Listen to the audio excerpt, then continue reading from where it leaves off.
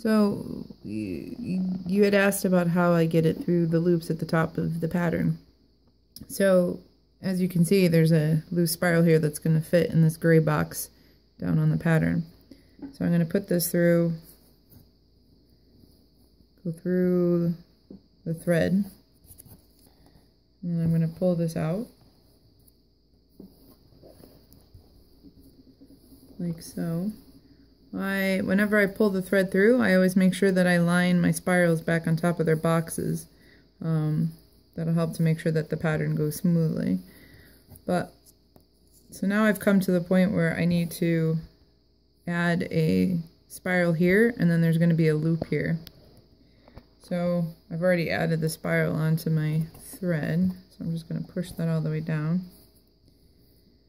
And then what I do is I take, now in the other pattern, there's like a triangle almost with the loop at the top. That triangle is just a long piece like that, that is used to make the triangle.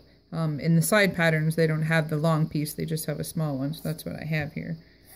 So you have this, whether it's long or short, and then, what I do is I go through the loops, like that.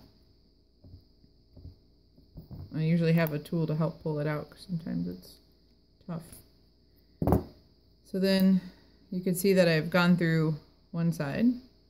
So I'm going to go back in again, go out another side. Again, use my tool, kind of wiggle it out. Okay, so now you see that. Now I'm going to go back in again and go out the bottom like that. So now they've gone through the whole thing. When I pull it down to the pattern, the way that the pattern goes, you're going to come out, you go into the loop, and then you're going to come down another row.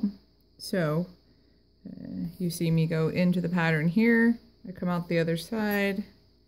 Now I'm going to take, now I'm going to take my needle and go through the thread, basically right at the top where the other thread was, or the other spiral was.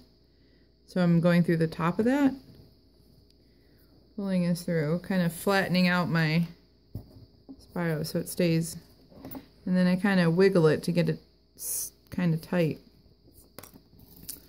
Then I pin it.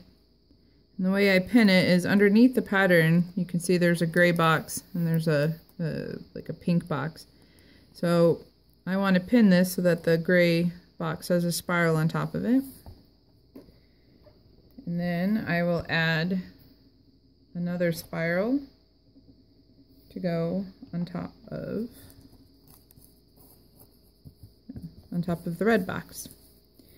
So and then what I'm going to do next is then start at the bottom, and I'm going to go through the strings, adding a spiral every time I come to a box. So that's how I make the loop.